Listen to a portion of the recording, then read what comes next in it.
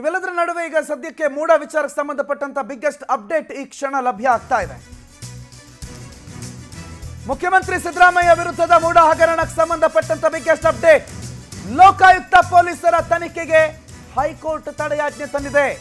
ಲೋಕಾಯುಕ್ತ ವರದಿ ಮಂಡನೆಗೂ ಮುನ್ನ ಹೈಕೋರ್ಟ್ ತಾತ್ಕಾಲಿಕ ತಡೆ ಕೊಟ್ಟಿದೆ. ಜನವರಿ 15ಕ್ಕೆ ಅಂತಿಮ ವಿಚಾರಣೆಯನ್ನ ನಿಗದಿ ಮಾಡಿದೆ ಹೈಕೋರ್ಟ್. ಡಿಸೆಂಬರ್ 24ಕ್ಕೆ ವರದಿಯನ್ನ ಸಲ್ಲಿಸಬೇಕಿತ್ತು. ಸಿಬಿಐ ತನಿಖೆ ಕೋರಿರುವ ಅರ್ಜಿ ವಿಚಾರಣೆ ಬಾಕಿ ಇರೋ ಹಿನ್ನೆಲೆಯಲ್ಲಿ ಮುಖ್ಯಮಂತ್ರಿ ಸಿದ್ದರಾಮಯ್ಯ ವಿರುದ್ಧದ ಮೂಡಾ ಪ್ರಕರಣದ ಲೋಕಾಯುಕ್ತ ತನಿಖೆಗೆ ಸದ್ಯಕ್ಕೆ ತಾತ್ಕಾಲಿಕವಾಗಿ ತಡೆಯಾಜ್ಞೆ ಕೊಡಲಾಗಿದೆ.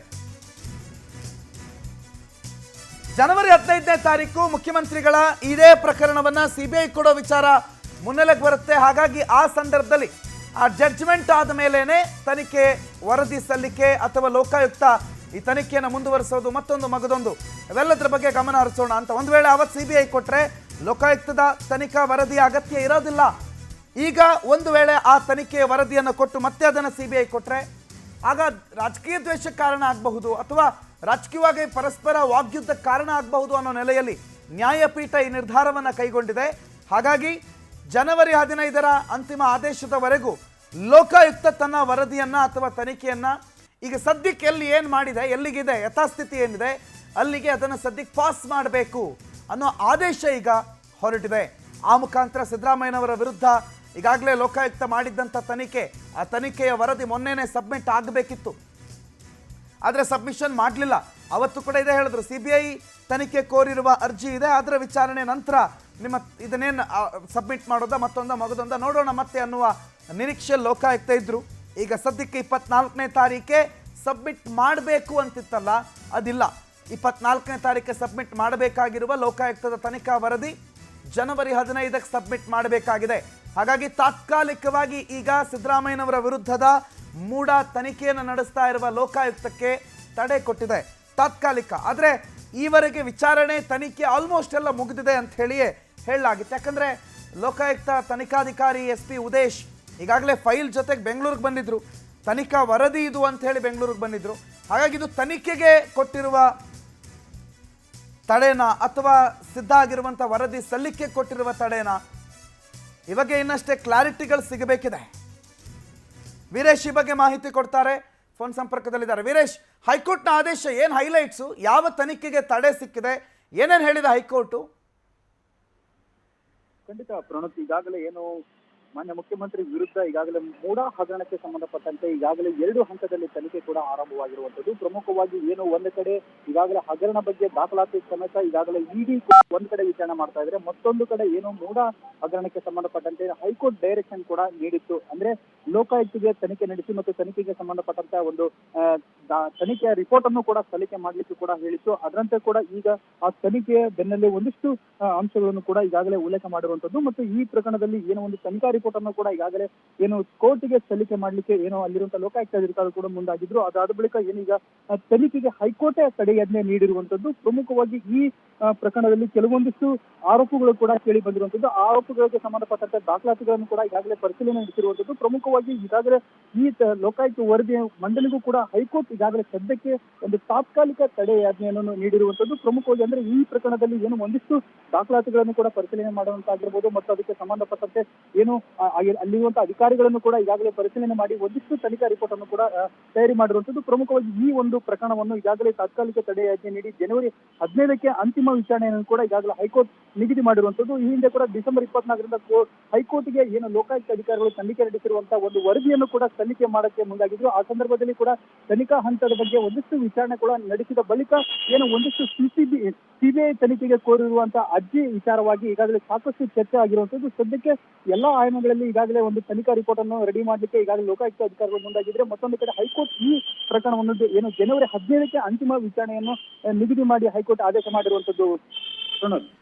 ವೀರೇಶ್, ಇದನ್ನ ರಾಜಕೀಯವಾಗಿ ಹೇಗೆ ವ್ಯಾಖ್ಯಾನ ಮಾಡಬಹುದು? ಸಿದ್ದರಾಮಯ್ಯನವರಿಗೆ ಇದರಲ್ಲಿ ಏನಾದ್ರು ರಿಲೀಫು ಅಂತ ಹೇಳಬಹುದಾ, ಅಥವಾ ಸಿದ್ದರಾಮಯ್ಯನವರ ವಿರುದ್ಧ ಅಥವಾ ಅವರ ತಲೆ ಮೇಲೆ ತೂಗ್ತಾ ಇದ್ದಂಥ ತೂಗುಗತ್ತಿ ಈಗ ಇನ್ನಷ್ಟು ಹತ್ರ ಬಂತು ಅಂತ ಹೇಳ್ಬಹುದಾ? ಈ ಜಡ್ಜ್ಮೆಂಟು ಅಥವಾ ಇವತ್ತಿನ ಕೋರ್ಟ್ನ ಸೂಚನೆ ಯಾರ ಪರ ಇದೆ, ಯಾರ ವಿರುದ್ಧ ಇದೆ ಅಂತ ಕಾಣುತ್ತೆ ವೀರೇಶ್? ಖಂಡಿತ ಪ್ರಣತ್, ಈಗಾಗಲೇ ಮೂಡಾ ಹಗರಣಕ್ಕೆ ಸಂಬಂಧಪಟ್ಟಂತೆ ಈಗಾಗಲೇ 50-50 ಅನುಪಾತದಲ್ಲಿ ಎಷ್ಟು ಹಗರಣ ಆಗಿದೆ ಮತ್ತು ಎಷ್ಟು ಸೈಟ್ಗಳು ಹಂಚಿಕೆ ಆಗಿದ್ರ ಬಗ್ಗೆ ಈಗಾಗಲೇ ಏನೋ ಒಂದು ಸಾಮಾಜಿಕ ಕಾರ್ಯಕರ್ತರಾಗಿರುವಂತ ದೂರು ಕೂಡ ಸಲ್ಲಿಕೆ ಆಗಿತ್ತು. ಆ ಸಲ್ಲಿಕೆ ಆಧಾರದ ಮೇಲೆ ಈಗಾಗಲೇ ಅವರು ಮಾಡಿರುವಂತ ಆರೋಪ ಮತ್ತು ಅದಕ್ಕೆ ದಾಖಲಾತಿ ಸಂಬಂಧಪಟ್ಟಂತೆ ಈಗಾಗಲೇ ಒಂದು ಕಡೆ ಇಡಿ ತನಿಖೆ ನಡೆಸ್ತಾ ಇದ್ರೆ, ಮತ್ತೊಂದು ಕಡೆ ಲೋಕಾಯುಕ್ತಿಗೆ ಹೈಕೋರ್ಟ್ ಡೈರೆಕ್ಷನ್ ಕೂಡ ನೀಡಿತ್ತು. ಯಾಕಂದ್ರೆ ಈ ಪ್ರಕರಣವನ್ನು ಕೈಗೆತ್ತಿಕೊಂಡು ತನಿಖೆ ಮಾಡಿ ಮತ್ತು ಎಷ್ಟು ಪ್ರಮಾಣದಲ್ಲಿ ಒಂದು ಹಗರಣ ಆಗಿದೆ ಮತ್ತು ಯಾವ ರೀತಿಯಾಗಿ ಇದನ್ನು ಹಂಚಿಕೆ ಆಗಿದ್ರ ಬಗ್ಗೆ ಒಂದಿಷ್ಟು ದಾಖಲಾತಿಗಳನ್ನು ಕೂಡ ನೀಡಿತ್ತು. ಆ ಸಂದರ್ಭದಲ್ಲಿ ಒಂದಿಷ್ಟು ತನಿಖಾ ರಿಪೋರ್ಟ್ ಅನ್ನು ಕೂಡ ಈಗಾಗಲೇ ಲೋಕಾಯುಕ್ತ ಅಧಿಕಾರಿಗಳು ಕೂಡ ರೆಡಿ ಮಾಡ್ಕೊಂಡಿದ್ರು. ಆ ಸಂದರ್ಭದಲ್ಲಿ ಬಹುತೇಕ ಯಾಕಂದ್ರೆ ಈ ಪ್ರಕರಣದಲ್ಲಿ ಏನು 50-50 ಅನುಪಾತದಲ್ಲಿ ಸುಮಾರು ಕೋಟ್ಯಾಂತರ ರೂಪಾಯಿ ಹಣ ವರ್ಗಾವಣೆ ಆಗಿದ್ರ ಬಗ್ಗೆ ಅಲ್ಲಿರುವಂತಹ ಅಧಿಕಾರಿಗಳಾಗಿರ್ಬೋದು ಮತ್ತು ಅಲ್ಲಿದ್ದಂತ DC ಆಗಿರ್ಬೋದು, ಪ್ರತಿಯೊಬ್ಬ ಅಧಿಕಾರಿಯನ್ನು ಈಗಾಗಲೇ ಇಡಿ ಅಧಿಕಾರಿಗಳು ಒಂದ್ ಕಡೆ ನೋಟಿಸ್ ಕೊಟ್ಟು ವಿಚಾರಣೆ ಮಾಡ್ತಾ ಇದ್ದಾರೆ. ಮತ್ತೊಂದು ಕಡೆ ಈ ಹಗರಣದಲ್ಲಿ ಎಷ್ಟರ ಮಟ್ಟಿಗೆ ಹಗರಣ ಆಗಿದೆ ಮತ್ತು ಇದಕ್ಕೆ ಸಂಬಂಧಪಟ್ಟಂತ ದಾಖಲಾತಿಗಳಾಗಿರ್ಬೋದು ಅಧಿಕಾರಿಗಳನ್ನು ಕೂಡ ಈಗಾಗಲೇ ಪರಿಶೀಲನೆ ಮಾಡಿ ಮತ್ತು ಅದಕ್ಕೆ ಸಂಬಂಧಪಟ್ಟಂತೆ ಒಂದು ದಾಖಲಾತಿ. Right, okay, thank you Veeresh ಮಾಹಿತಿಗೆ.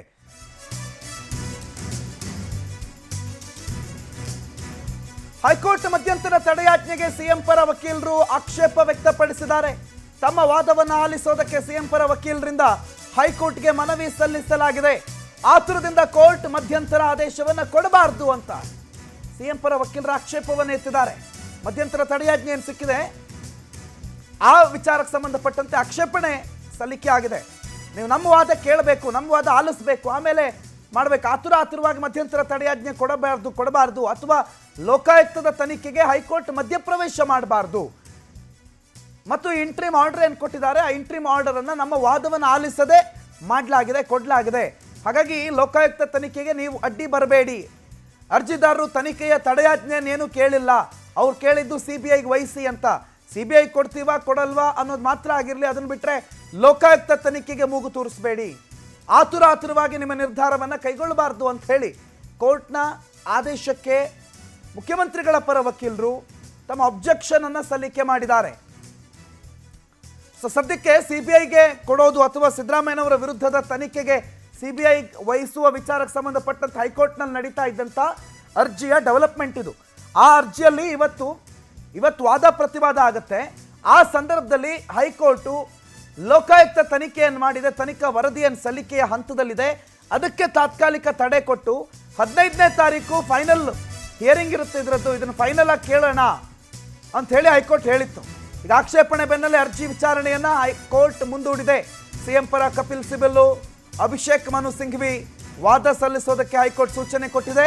ಜನವರಿ 28ನೇ ತಾರೀಕು ಲೋಕಾಯುಕ್ತ ವರದಿಯನ್ನು ಸಲ್ಲಿಸಬೇಕು ಅಂತ ಹೈಕೋರ್ಟ್ ಸೂಚನೆಯನ್ನ ಕೊಟ್ಟಿದೆ.